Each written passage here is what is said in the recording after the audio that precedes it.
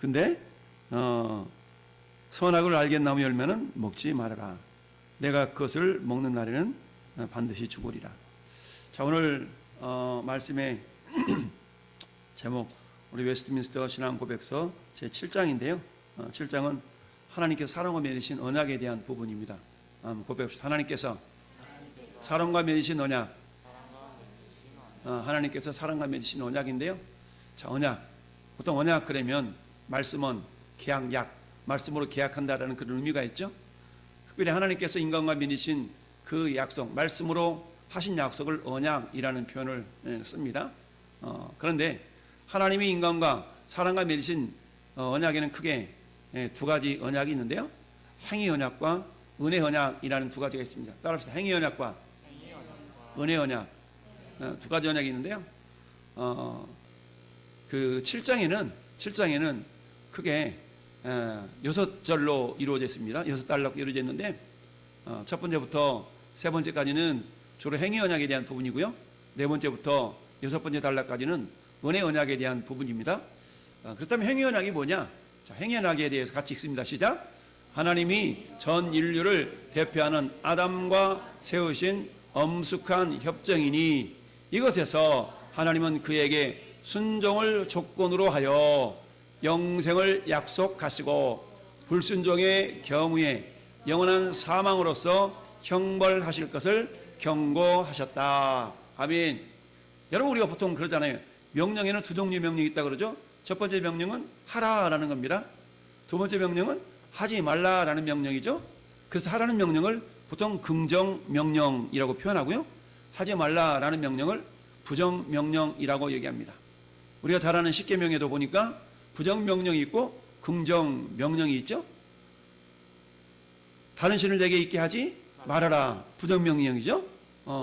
우상을 섬기지도 말고 만지도 말고 절하지도 말고, 이건 뭐예요? 부정 명령이죠. 세 번째는 여호와 이름을 망령되이 일컫지 말아라, 이것도 부정 명령이죠. 근데 네 번째 명령은 뭡니까? 안식일을 기억하여 거룩히 지키라, 이건 긍정 명령이죠. 부모를 공경하고 살인하지 말고 부모를 공경하라, 긍정 명령. 살인하지 말아라, 부정 명령. 간음하지 말아라, 도적질하지 말아라, 이웃의 물건을 탐내지 말아라, 이런 것들이 전부 다 부정 명령들이죠. 이처럼 하나님의 명령에는 긍정 명령이 있고 부정 명령이 있더라. 오늘 우리가 읽어본 창세기 2장 16절 17절에도 두 가지 명령이 다 들어가 있죠. 자, 내가 동산에 있는 각종 나무 열매는 네가 임으로 먹되, 임으로 먹어라, 먹을 수 있다 라는 긍정적인 명령이겠죠. 그런데 17절에는 그러나 선악을 알게 하는 나무 열매는 먹지 말아라, 내가 먹는 날에는 반드시 죽으리라 라고 말씀하고 있습니다. 이처럼 임으로 먹어라, 먹어도 좋다라는 긍정적인 명령이 있는 반면에 또는 먹으면 안 된다라는 부정적인 명령이 있습니다. 그 명령을 따를 때에 하나님께서는 아담에게 에덴 동산에서 영원히 주님과 함께 생명을 드리는 영생을 허락하셨는데, 그런데 그 명령이 순종으로 임하지 않는 경우에는 어떤 일이 발생한다고 그랬어요? 내가 반드시 죽으리라.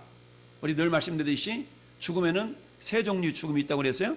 첫 번째 죽음은 따라합시다. 영적인 죽음, 육적인 죽음, 영원한 죽음. 이 세 종류의 죽음이 있어요. 영적인 죽음이 있고 육적인 죽음이 있고 영원한 죽음이 있어요. 그런데 우리가 육적인 죽음과 영원한 죽음, 아니 육적인 죽음, 이 육적인 죽음 이거는 피할 길이 없어요. 그러나 영적인 죽음과 영원한 죽음은 피할 길이 있어요. 히브리서 9장 27절에 사람에게 한 번 죽는 것은 사람에게 정해진 것이다, 정해졌다는 얘기입니다. 그렇기 때문에 모든 사람은 그 예수를 믿든 예수를 안 믿든 모두가 다 죽게 되어 있다. 이 죽음은 육적인 죽음을 의미하죠. 그렇다면 영적인 죽음이라는 것은 뭘 얘기합니까? 하나님과의 관계가 끊어지는 것을 죽음이다 라고 얘기합니다. 여러분, 인간이 이 땅에 태어나는 순간 그가 살아나지만, 생명이 잉태해서 살아났지만, 이 땅에 태어났지만 그는 죽은 채로 태어나게 된 것과 같다라고 말할 수가 있죠. 왜요? 그가 태어나면서 하나님을 모르고 태어나잖아요. 하나님을 모르고 태어난다는 얘기는 하나님과 관계가 끊어진 상태로 태어난다라는 얘기죠. 그 이유는 아담의 죄 때문에 그 후손인 모든 인류는 하나님을 모르는 상태로 태어날 수밖에 없는 그런 어떤 죄의 산물인 것이죠. 그런데처럼 하나님과 관계가 단절되어져 죽은 그 인류에게 하나님의 생명을 주시게 하여서 예수 그리스도를 이 땅에 보내신 것이죠. 그래서 예수 그리스도를 통해서 하나님과 관계가 회복되어진 것을 살았다라고 표현한 거고요. 이처럼 하나님과 관계가 회복되어진 그 사람은 육신은 죽어도 영원히 살 수 있는 영생을 얻는 자가 되는 것이죠. 행위언약에 대한 말씀을 다시 한번 보면, 자, 하나님은 전 인류를 대표하는 아담과 언약을 세우셨다. 그 언약을 세우셨는데 그 언약의 조건은 뭐예요? 순종을 조건으로 하여서 영생을 약속하셨어요. 그 순종은 뭡니까? 선악을 알게 하는 나무 열매를 먹지 않는 겁니다. 대신 뭘 먹으면 돼요? 생명나무 열매를 먹으면 되겠죠. 할렐루야. 그 영생을 약속하시고 불순종의 경우에는 선악을 알게 하는 열매를 먹는 날에는 반드시 죽으리라. 예외 없이 반드시 죽으리라 라고 영원한 사망에 대해서 경고하신 것을 보게 됩니다. 자, 그렇다면 오늘 하나님께서 인간에게 세우신 그 언약에는 행위 언약과 은혜 언약이 있다 그랬죠? 자, 행위 언약은 오늘 아담과 세우신 언약인데 그 언약에는 행위가 뒤따른다는 얘기죠. 그 행위라는 것은 순종할 것인가 불순종할 것인가, 이런 어떤 것을 우리가 의미할 수가 있겠는데요. 자, 7장 1절 말씀 1절 보니까 첫부터에 보니까 같이 한번 읽어볼까요? 하나님과 피조물 사이에 간격이 너무나 크기 때문에 이성적 피조물은 창조주인 그분에게 순종해야 함에도 불구하고 하나님께서 어떤 방식으로든 자발적으로 눈높이를 낮추지 않고는 하나님을 그들의 복락과 상급으로 향유할 수 없었다. 하나님께서는 이것을 언약이라는 방식으로 기꺼이 표현하셨다. 아멘. 한마디로 말하면 이런 거예요. 하나님은 너무너무 크신 분이시고 너무너무 높으신 분이시다. 그와 반면에 인간은 너무너무 낮고 미천한 존재인데, 그런데 하나님께서 크신 하나님이 미천한 인간과 언약을 맺으셨어요. 그 언약이라는 것은 어때요? 감히 인간이 도저히 이행할 수도 없고 이해할 수도 없기 때문에 하나님이 지극히 낮은 모습으로 눈높이를 낮춰서 이 땅에 오셨다라는 얘기입니다. 오늘 94세 일기로 우리 송혜 아저씨가 국민의 영웅 송혜 씨가 정말 하나님의 부르심을 받고 이 생을 떠났어요. 이분이 특징 중에 한 가지가 뭐예요? 전국 노래자랑이 있어서 꼬맹이들이 오면 이게 허리를 가수 펴서 굽혀서 눈높이를 맞추면서 이렇게 사회를 봤다라는 그런 이야기가 있어요. 눈높이를 맞췄다는 얘기죠. 꼬맹이로 너 까치발 들어가지고 올라와봐 이러지 아니하고 눈높이를 이렇게 낮춰서 꼬맹이 눈높이를 맞춰서 사회를 잘 봤다. 34년 동안 사회를 본 기네스북에도 올랐던 이 송혜 씨가 결국 돌아가셨는데요. 이걸 뭘 얘기합니까? 아무리 100년 1000년 살고 싶어도 하나님 오라 하면 모든 것 내려놓고 가야 되는 것이 인생이고 인간이다라는 얘기죠. 자, 하나님께서는 이와 같은 인간과 영원히 살기를 원하셨어요. 그리고는 어때? 언약을 맺으셨는데 그 언약의 내용에는 조건이 달려있더라. 첫째, 부정적인 명령. 둘째, 긍정적인 명령에 두 가지 다 순종을 조건으로 하여서 영생이라는 선물을 하나님께서 약속하신 것이죠. 자, 그래서 이사야 40장 15절 보니까 하나님이 어떤 분이냐? 같이 읽습니다. 보라, 그에게는 열방이 통에 한 방울 물과 같고 지극히 작은 티끌 같으며 섬들은 떠오르는 먼지 같으리니. 아멘. 여러분, 하나님께 보여지는 열방, 지금 지구상에서 가장 강력한 나라가 어떤 나라예요? 미국이라고 할 수 있겠죠? 가장 땅덩이가 큰 나라가 중국이라고 할 수 있겠죠? 중국은 인구가 1, 2위 가죠? 인도의 인구와 중국의 인구가 맞먹죠? 이런 나라들을 뭐라고 표현할 수 있어요? 열방이라고 표현할 수 있죠. 근데 그 열방을 우리 하나님의 눈에는 어떻게 여기신다고요? 통에 한 방울 물과 같고 한 방울 물과 같아. 똥 떨어진 물과 같다니. 무슨 말입니까? 자, 이 열방이 미국, 중국, 저 인도와 같은 거대한 나라라면 하나님은 그 거대한 나라를 마치 물 한 방울 보듯이 여기듯이 그렇게 하실 수 있다. 이건 뒤집어 놓고 말하면 하나님은 그만큼 크신 하나님이다라는 것을 나타내 보이신 것이죠. 자, 40장 17절도 같이 읽어봐요. 그의 앞에는 모든 열방이 아무것도 아니라 그는 그들을 없는 것 같이 빈 것 같이 여기시느니라. 아멘. 야, 여러분, 지구상의 3분의 1 이상을 차지하는 그런 거대한 면적과 인구, 그 인구가 어때요? 미국과 중국과 인도가 합쳐지면 전 세계 인구의 절반이거든요. 인구의 절반이라고. 그 절반이 인구지만, 그러나 크신 하나님 앞에서는 그것들이 뭐예요? 아무것도 아니에요. 그들은 심지어 없는 것 같이 여겨질 수도 있는 그런 미약한 존재들이다라는 얘기죠. 그렇지만 그처럼 크신 하나님께서 우리 미약한 인간과 언약을 맺으시려고 이 땅에서, 할렐루야, 하나님 언약을 맺으셨다는 얘기죠. 그 보잘것없는 인간인 그 인간, 사람과 하나님은 영원히 교제하면서 영원히 사귀면서 영생을 누리는 존재로 우리 인간을 대우하시기 위해서 그 크신 하나님이 낮고 낮은 모습으로 오셨다는 얘기입니다. 할렐루야. 예. 야, 사무엘상 2장 25절도 보니까 사람이 사람에게 범죄하면 하나님이 심판하려니와 만일 사람이 여호와께 범죄하면 누가 그를 위하여 간구하겠느냐. 엘리 제사장의 두 아들이 한마디로 말하면 세상 말로 개처반처럼 하나님의 말씀에 순종하지 않으니까 아버지 엘리가 너무 속상한 거야. 그 두 아들을 향해서 불러놓고 그러는 거야. 야, 이놈의 자식들아, 사람이 사람에게 범죄하면 하나님이 심판하지만 만일 사람이 여호와께 범죄하면 누가 그를 위하여 간구하겠냐. 너희가 어떻게 하나님 앞에 저렇게 할 수 있냐 라고 지금 책망 메시지를 전하는 내용입니다. 이처럼 하나님께서, 그 크신 하나님이 우리 인간이 무엇이 간대? 사람이 무엇이 간대? 사람이 무엇이 간대? 주께서 저를 생각하시며. 여러분, 사람이 무엇이 간대? 우리 시편 2편에 나오지 않습니까? 이처럼 하나님이 이 사람의 무엇이 간대? 그처럼 우리를 사랑하셔서 그 말로 먼지를 가지고 만드신 인간이 무엇이 간대? 결국 한마디로 말하면 하나님의 사랑이죠. 하나님의 사랑이고 하나님의 은혜라는 얘기입니다. 이 시간 저와 여러분들이 잘 예배 자리를 불러주신 것 자체도 은혜요 하나님의 사랑이신 줄 믿습니다.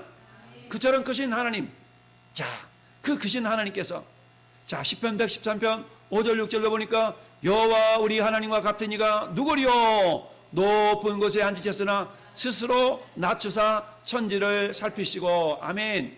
여러분, 솔로몬으로 하여금 성전을 짓도록 허락하시고 우리 크신 하나님께서, 그 크신 하나님이 성전에 갇혀 계실 수가 없잖아요.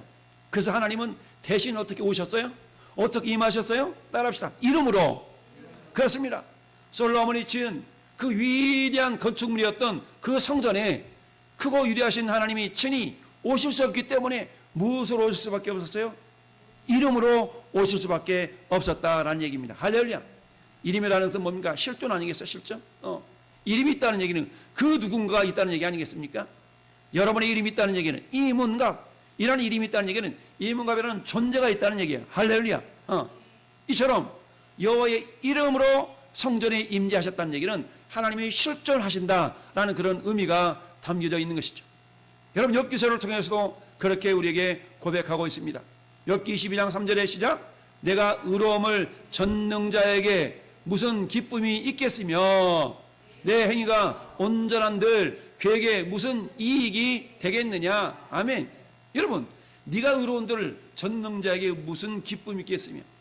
여러분, 우리 한 사람 한 사람이 잘한다 그래가지고 얼마나 우리 하나님을 기쁘시게 할 수 있는 그런 근거는 되지 못한다는 얘기입니다. 그럼에도 불구하고 하나님 어때요?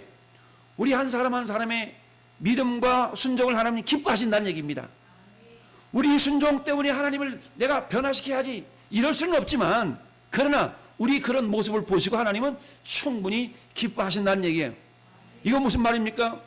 우리의 연약한 인생이 어떤 움직임, 어떤 믿음을 가지고 하나님을 감동시켜야지 라고 의도적으로 한다고 해서 하나님은 감동받으실 분이 아니라는 얘기예요. 왜? 너무 크시기 때문에.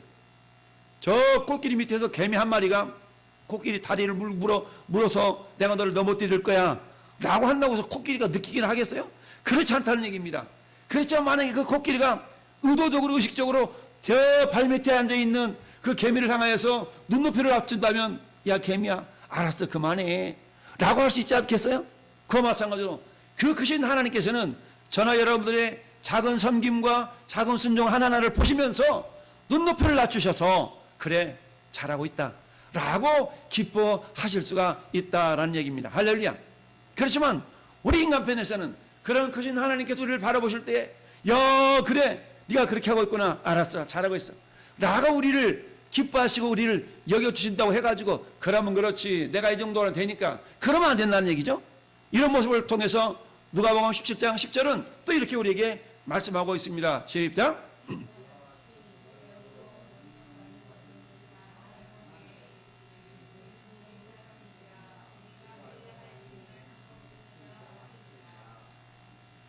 졸립죠?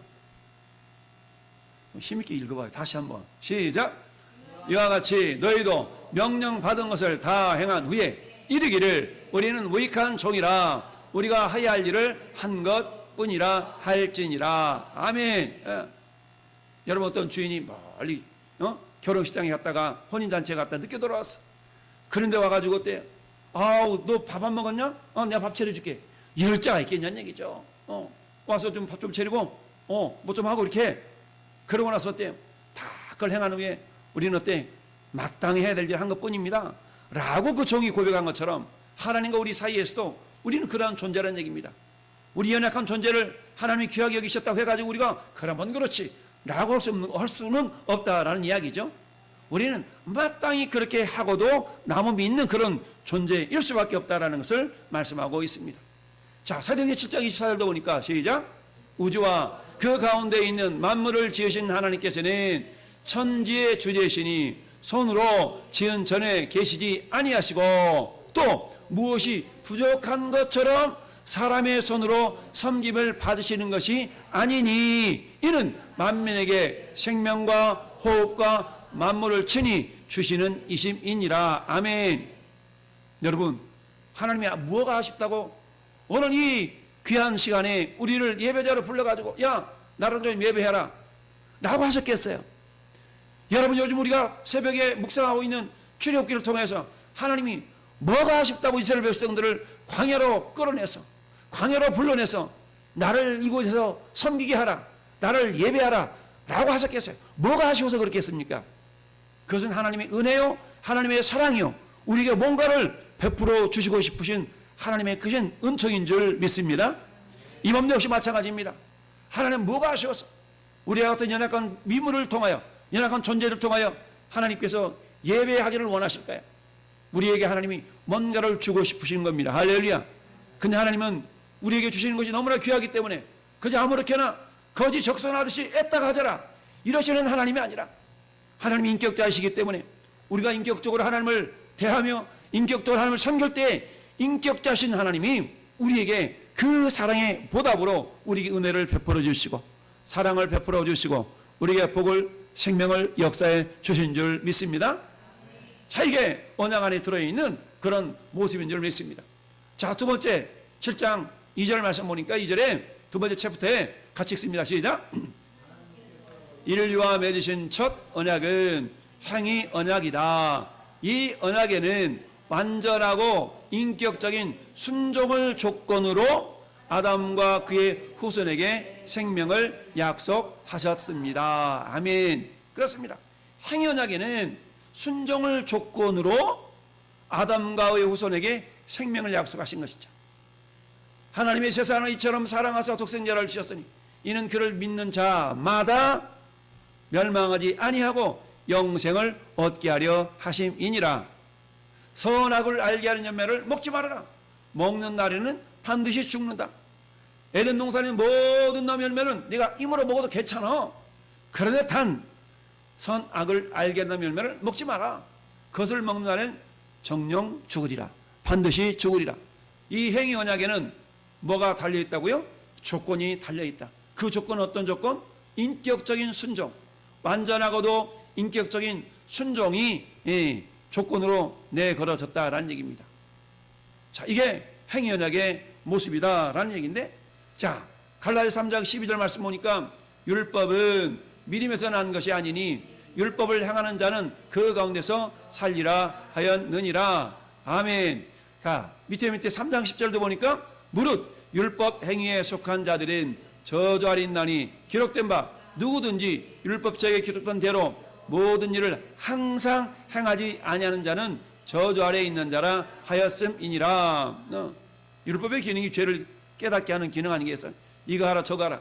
여러분 성경에는 612가지의 해라 하지 말라라는 그런 규칙이 있다 그래요. 이걸 또 구체적으로 세본 사람이 있었나 보죠. 그러니까 612가지를 다 퍼펙트하게 완전하게 순종하면 이 사람에게 영생이 있는 거예요. 그런데 이걸 612가지를 행할 수 있는 능력이 없어. 왜요? 아담으로부터 죄가 들어온 이후에는 우리 인간이 행할 능력을 상실한 겁니다. 상실해 버렸어요. 그래서 우리 힘으로는 행할 수 없는 거죠. 그러므로 깨달을 수 있는 것이 뭐예요? 내 힘으로는 안 되는구나. 인간의 한계를 깨닫도록 하는 것이 율법의 기능이에요.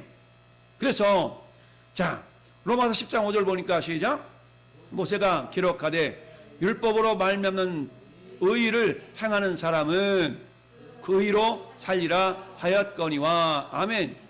율법으로 말미암는 의를 행하는 사람은 그 의로 산다. 율법으로 말미암는 의. 어떻게 율법으로 말미암는 의가 생겨요? 순종을 통하여서 의가 생기는 겁니다. 그러니까 율법이 주어졌을 때 그 율법에 순종하는 자에게 우리 주님이 그것을 그래 잘했어 라고 인정해 주신다라는 그런 의미입니다. 자, 로마서 5장 12절도 그러므로 한 사람으로 말미암아 죄가 세상에 들어오고 죄로 말미암아 사망이 들어왔나니 이와 같이 모든 사람이 죄를 지었으므로 사망이 모든 사람에게 이르렀느니라. 아멘. 아담 때문에 사망이 모든 사람에게 임하게 되었습니다. 그러나 아담 때문에 사망이 모든 사람에게 들어왔지만 그러나 15절 같이 읽습니다. 로마서 시작. 그러나 이 은사는 그 범죄와 같지 아니하니 곧 한 사람의 죄를 인하여 많은 사람이 죽었은즉 더욱 하나님의 은혜와 또 한 사람 예수 그리스도의 은혜로 말미암은 선물은 많은 사람에게 넘쳤느니라. 아멘.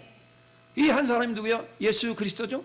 그럼 예수 그리스도는 어떤 일을 하셨는가? 17절 보니까 한 사람의 범죄로 말미암아 사망이 그 한 사람을 통하여 왕노릇 하였은즉 더욱 은혜와 의의 선물을 넘치게 받는 자들은 한 분 예수 그리스도를 통하여 생명 안에서 왕노릇 하리로다. 아멘. 할렐루야. 아담 때문에 죄인이 되었지만 한 분 예수님 때문에 우리는 의인이 될 수가 있는 것이다. 할렐루야. 자, 세 번째 단락을 보니까 사람이 타락하여 그 언약으로는 스스로 생명을 얻을 수 없기 때문에 주님께서는 일반적으로 은혜 언약이라 불리는 두 번째 언약을 기꺼이 세우셨다. 이 언약으로 하나님께서는 죄인에게 예수 그리스도로 말미암은 생명과 구원을 조건 없이 제시하시고 그들이 구원을 받도록 믿음을 요구하시고 생명으로 예정된 모든 이들에게 성령을 주셔서 그들이 자발적으로 믿고자 하며 또 믿을 수 있게 만드시겠다고 약속하셨다. 아멘. 이 행위 언약으로는 인간들이 다시 한번 하나님의 약속을 온전하게 순종할 수 없음을 하나님이 깨달으시고 이제는 어때요? 깨달을 수 있도록 모든 여건을 다 준비해 놓으셨다. 그런데 여기에는 조건이 한 가지 있는데 그 조건도 역시 다 믿음이라는 조건이다. 그런데 이 믿음조차도 성령님을 보내주셔서 믿도록 역사하신다라는 이야기입니다. 할렐루야. 이게 은혜 언약의 한 부분일 수가 있다라는 이야기인데 자, 로마서 8장 3절을 같이 읽어봐요. 율법이 육신으로 말미암아 연약하여 할 수 없는 그것을 하나님은 하시나니 곧 죄로 말미암아 자기 아들을 죄 있는 육신의 모양으로 보내어 육신의 죄를 정하사 4절 육신을 따르지 않고 그의 영을 따라 행하는 우리에게 율법의 요구가 이루어지게 하려 하심이니라. 아멘. 마치 이런 겁니다. 여러분, 제가 어린아이와 엄마의 비유를 자주 하잖아요. 자, 기어다니는 어린아이가 저기 통곡시장까지 여기서부터 갈 수는 없어요. 통곡시장까지 갈 수 없어. 그래서 어떻게 갈 수 있어요? 갈 수 있는 방법은 엄마 품에 안겨서 엄마 등이 엎여서는 갈 수 있는 거예요. 엄마가 가면 이 아이도 더불어 가는 거죠. 마찬가지로 인간의 힘으로 인간의 육신의 소욕으로는 한마디로 말미암아서 하나님의 명령을 지킬 수가 없어. 그러나 어떻게 지킬 수가 있어요? 완전한 하나님이시며 완전한 인가신 예수님 안에서는 가능하다는 얘기입니다. 할렐루야. 엄마의 품에 안겨서 저 통복시장에 들어갈 수 있는 것처럼 예수님 품에 안겨서 예수님 안에 안겨서 우리가 주님 안에서 주님이 내 안에서 온전한 하나를 이룰 때에 우리는 주님으로 말미암아서 그 율법을 이루는 자가 될 수 있다라는 얘기죠. 이것을 은혜라고 말씀하고 있는 것입니다. 그래서 로마서 8장 4절을 그런 개념으로 다시 한번 읽어보면 육신을 따르지 않고 그 영을 따라 행하는 우리에게 율법의 요구가 이루어지게 하려 하심이니라. 아멘. 이걸 우리 주님이 예표적으로 보여준 사건이 뭡니까? 가죽옷을 지어 입히신 사건입니다. 여러분, 아담과 하와가 에덴 동산에 하나님의 말씀을 불순종함으로 에덴 동산을 쫓겨나잖아요. 근데 하나님 어때요? 쫓겨내 보내시면서도 가죽옷을 지어 입혀 주심으로 말미암아서 아담과 하와를 보호하셨던 하나님, 그 가죽옷은 장차 오실 예수 그리스도의 십자가의 죽으심을 예표한 사건 아니겠습니까? 이처럼 하나님은 아담과 하와가 불순종함으로 말미암아서 사망이 왔지만 여전히 그를 다시 한번 보호하시려 하시는 그런 은혜가 임한 것은 오늘 이 시대에 전혀 죄와 허물로 죽었던 우리를 예수 그리스도의 보혈로 살리시고자 하시는 그런 예표의 모습이 가죽옷을 지어 입히시니라. 할렐루야. 여러분, 아담과 하와가 한 것이 있어요? 가죽옷을 하나님이 지어 입히실 때 아담과 하와가 할 수 있는 건 뭐였어요? 손 내밀어, 오른발 들어, 왼발 들어, 여기에 대한 순종밖에 없죠. 이걸 뭐라고 얘기하냐면 믿음이라고 얘기합니다. 하나님은 이미 가죽옷을 지어 놓으셨어요. 그리고 이 가죽옷을 아담과 하와에게 지어 입히시려 하는데 아담과 하와가 해야 될 일은 뭐예요? 손 내밀어, 손 내미는 거. 이쪽 손 내밀어, 내밀어. 오른발 들어. 이래야만이 하나님이 입히시지 않습니까? 아담과 하와가 행하는 것은 뭐예요? 하나님이 손 들어라고 했을 때 손 드는 거, 발 들어라고 했을 때 발 드는 거. 이것을 뭐라고 말씀하시냐면 믿음이라고 표현합니다. 할렐루야. 하나님의 말씀에 대한 긍정적인 반응을 믿음이다 라고 표현하고 있는 것이죠. 자, 이처럼 마가복음 16장 15절 16절에도 뭐라고 말씀하고 있냐? 또 이르시되 너희는 곧 천하에 다니며 온 천하에 다니며 만민에게 복음을 전파하라. 16절 시작.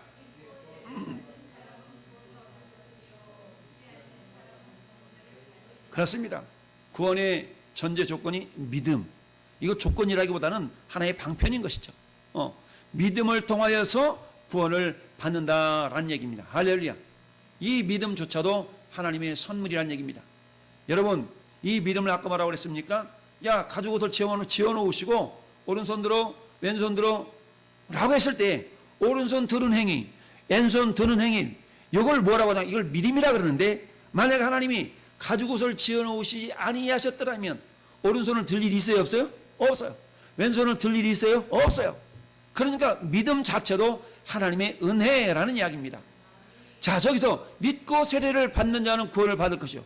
내가 믿었기 때문에 구원받았잖아. 이게 아니라 하나님이 가죽옷을 지어놓지 않으셨더라면 오른손 들 일이 없어요. 왼손 들 일이 없어요. 마찬가지로 예수 그리스도께서 온 인류의 죄를 위하여 죽어주셨는데 죽어주심을 믿지 아니하면 영생이 없는데 그래 내가 믿었기 때문에 영생이 있잖아가 아니라 주님이 죽어주신 것을 우리 앞에 내어놓으시면서 너희를 위하여 예수께서 목숨을 지불했다. 이걸 믿으라, 이걸 받아들이라 라고 주님이 우리에게 요구하고 계시는 것이죠. 가만히 있는데 내가 믿을 게가 아니라 주님이 이미 우리 모든 죄를 다 담당하시고 십자가에서 고난을 짊어지셨기 때문에 이 사실을 내가 그도 받아들인다는 것은 우리 하나님이 에덴 동산에서 아담과 하와를 내어보내실 때에 가죽옷을 지어놓으시고 이리와 손들어 발들어 입혀주신 것과 같다. 손들어 발들어를 믿음이라고 한다면 이미 예수께서 온 인류의 죄를 다 담당하시고 십자가에 다 이루셨어요. 그걸 내가 받아들이는 믿겠느냐? 믿습니다 라고 말하는 것이나 에덴 동산에서 가죽옷에 대해서 오른손 들어 왼발 들어 라고 했을 때 받아들이는 것이나 같은 개념이다 라고 우리가 말할 수가 있는 것이죠.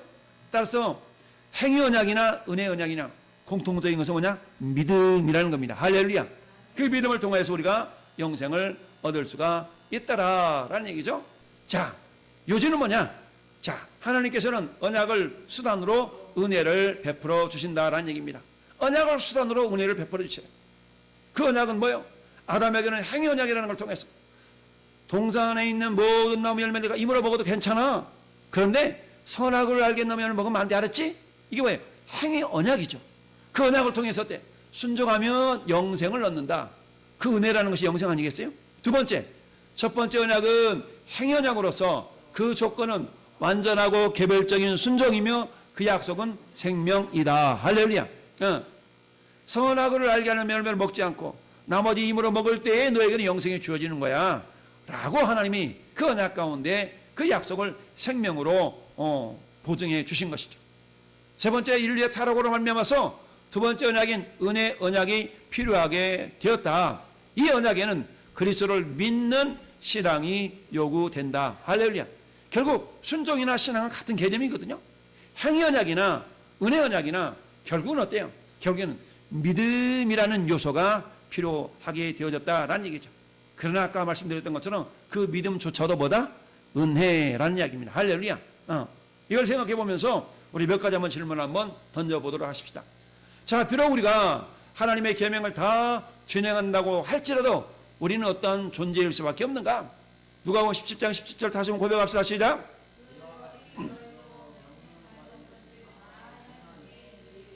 우리는 무익한 종이라 우리가 하야 할 일을 한 것뿐이니라 할지니라. 아멘. 하나님, 내가 이것도 했잖아요. 내가 저것도 했잖아요. 이렇게 자랑할 것이 아니라 주님, 우리는 주님 앞에 설 수도 없는 연약한 존재인데 주님의 은혜로를 불러주셨는데 이렇게 주님 행한 그 자차도 참 하나님 할 일을 한 것뿐이에요 라고. 할렐루야. 예.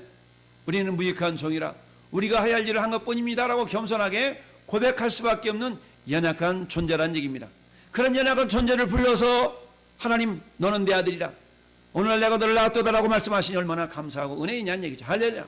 그러니까 이 은혜가 반복적으로 내가 어떻게 하면 주님을 기쁘시게 할까, 내가 어떻게 하면 이 은혜를 보답할고 라는 그런 살아있는 양심. 할렐루야. 우리가 양심 얘기하잖아요. 우리 그리스도인들에게 양심이라는 것은 내가 어떻게 이 은혜를 보답하지 라고 하는 깨어있는 마음을 양심이라고 하는 겁니다. 할렐루야. 그래서 하나님 우리를 향해서 이놈의 자식 양심도 없네. 이것은 뭐예요? 너는 어떻게 또박또박 하나님한테 은혜만 받고 은혜에 대해 어떻게 은혜를 보답할 거라는 그런 마음이 없냐. 이게 양심이 없는 겁니다. 성경은 양심에 화인 맞은 자들이 있다고 그랬어요. 양심에 화인 맞았다. 이 화인, 불도장 각 찍어졌다는 얘기죠. 이미 도장이 찍혀져 버리면 이게 취소가 안 되잖아요. 이런 것처럼 우리는 화인 맞은 인생이 아니라 매 순간마다 어떠하셨는지 하나님 은혜를 보답하려는 그런 믿음의 사람이 되어야 될 줄로 믿습니다. 그러므로 인간의 행위나 의로움이 하나님께 조금이라도 유익을 끼칠 수 있을까요? 그럴 수 없다는 얘기입니다. 여러분, 욥의 고백처럼, 욥기서의 고백처럼 사람이 어찌 하나님께 유익하게 하겠느냐? 지혜로운 자도 자기의 유익할 따름이니라. 네가 의로운 늘 전능한 자에게 무슨 기쁨이 되겠으며 네가 행위가 온전한 늘 그에게 무슨 이익이 되겠느냐. 아멘. 예. 전능하신 하나님은 너무 크신 하나님이나 아무리 영향력이 영향이 있을 수가 없다. 그럼에도 불구하고 하나님은 그런 우리의 모습을 보시고 기뻐하신다는 얘기입니다. 할렐루야. 이걸 우리가 생각하면 어쩌든지 우리는 하나님을 기쁘시게 하려는 자가 되기를 힘쓰노라 라고 말할 수가 있죠. 그렇다면 행위언약의 기본적인 구체적인 내용이 뭐냐? 오늘 읽어봤던 창세기 2장 16절 17절에서 긍정명령이 있고 부정명령이 있다. 긍정명령은 뭐예요? 각종 동산의 각종 나무면 네가 임으로 먹을 수 있다라는 것이죠. 부정명령은 뭡니까? 선악을 알게 나무면 먹지 말아라 라는 것이죠. 그럴 때에 그러므로 말미암아서 순종하면 영생이 있지만 불순종하면 영원한 영원한 벌이 있다. 결국 하나님의 약속과 형벌이 뒤따른다라는 것이죠. 자, 율법의 저주 아래에 놓이지 않게 되는 비결이 그렇다면 뭐냐? 그것은 뭐예요? 율법적이 그렇다면 대로 항상 순종해야 돼. 항상 순종해야 돼. 그런데 항상 순종할 수가 없는 거야. 항상 순종해야 되지만 항상 순종할 수가 없는 거죠. 그렇다면 항상 순종할 수 없는 우리를 위해서 어떻게 우리가 의로워질 수가 있을까? 없다는 얘기죠. 우리의 힘으로는 의로워질 수가 없어. 그러면 어때요? 우리는 인간의 한계를 깨달을 수밖에 없는 거예요. 오호라 나는 곤고한 사람이로다. 이 사망의 몸에서 우리가 누가 나를 건져내랴라는 인간의 한계를 철저하게 깨닫는 자에게 주님의 은혜는 더 새롭게 다가와 질 수가 있는 거예요. 그렇다면 하나님의 계명을 지킬 수 있는 방법에는 비결이 없냐? 아니, 있다 이거죠. 그 방법은 뭐냐? 읽어봅니다. 시작. 부드럽고 새로운 마음을 부여받고 하나님의 성령을 받아서 행동함으로써만 가능합니다. 한마디로 말하면 따라합시다. 성령으로만 가능합니다. 그렇습니다. 내 힘으로는 안 된다는 얘기죠. 성령으로만 가능한 거예요. 그래서 성경은 뭐라 말씀합니까? 술 취하지 말라 이는 방탕한 것이니 오직 성령의 충만함을 받으라 라고 말씀하고 있는 줄 압니다. 에스겔 선지자를 통해 하나님이 이렇게 말씀하셔요. 내가 새 영을 너희 속에 두고 새 마음을 너희에게 주되 너희 육신에서 굳은 마음을 제거하고 부드러운 마음을 줄 것이며 또 내 영을 너희 속에 두어 너희로 내 율례를 행하게 하려니 너희가 내 규례를 지켜 행할지니라. 결국 뭐예요? 에스겔 선지자를 통해서 하시는 말씀은 너희 안에 내가 성령을 보내주시는데 그 성령으로 말미암아서 내 계명을 지킬 수가 있는 거야 라고 말씀합니다. 디모데후서 1장 14절 밑에 절 읽어볼까요? 우리 안에 거하시는 성령으로 말미암아 네게 부탁한 아름다운 것을 지키라. 아멘. 우리의 힘은 알 수 없지만 오늘도 성령님 우리 안에 보내주셨어요. 우리가 성령을 외면할 때는 내 뜻대로 행하지만 우리가 깨어서 성령을 의식하고 성령에 순종할 때 우리는 하나님의 말씀에 순종할 수가 있는 것입니다. 오늘도 우리 한번 기도합시다. 하나님, 내 안에 성령님 계신 것을 내가 외면하지 않게 하시고 날마다 성령님 내 안에서 우리를 두드리시는 우리에게 말씀하시는 그 성령의 감동하마가 깨달아지게 하시고 그 성령의 인도하심을 순종할 수 있는 믿음을 허락해달라고 우리 잠깐 한번 같이 한번 기도할까요?